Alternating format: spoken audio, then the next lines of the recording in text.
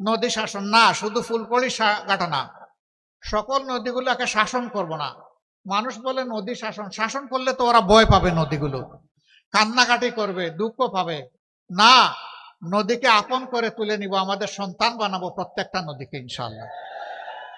নদীগুলাকে, সন্তানকে যেভাবে মানুষ লালন পালন করে, আমরা নদীগুলাকে কুলে নিয়ে সেইভাবে লালন পালন করব ইনশাআল্লাহ।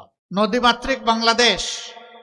আমরা এক সময় নদীর কূলে আমরা গিয়ে বসে যাব, মা এখন আমাদের নৌকাটা নিয়ে তুমি চলো, আমাদের জাহাজ নিয়ে চলো, আমাদের লঞ্চ নিয়ে চলো, যা বন্ধ হয়ে আছে। আপনারা দোয়া করবেন।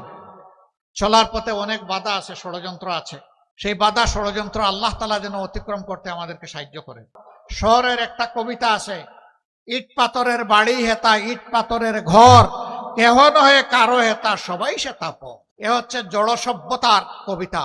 আর গ্রামে যখন আসবে তখন দেখবে যে মানুষ বড়ই প্রাণ খোলা, মানুষ সম্মান করে, ভালোবাসে, মর্যাদা দেয়।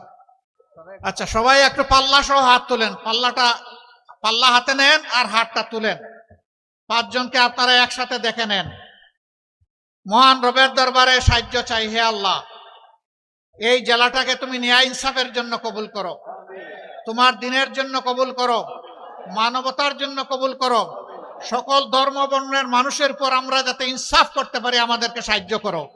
সকল ধর্ম বর্ণের মানুষকে নিয়ে সুন্দরভাবে একটা সুন্দর দেশ, অহিংস একটা বাংলাদেশ যাতে আমরা গঠন করতে পারি, একটা ঐক্যবদ্ধ বাংলাদেশ গঠন করতে পারি। আল্লাহ তাআলা তুমি আমাদেরকে সাহায্য করো। আপনাদেরকে ধন্যবাদ।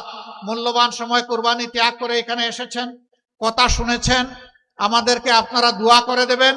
আমরা আপনাদের অন্তরে ভালোবাসার একটা বিছানা চাই। অলিক কোনো কথা আপনাদেরকে বলি নাই, অসম্ভব কোনো ওয়াদা আপনাদেরকে দেই নাই। যা বলেছি ইনশাআল্লাহ আল্লাহ তৌফিক দিলে তার উপরই ভরসা করে তা বাস্তবায়ন হবে ইনশাআল্লাহ।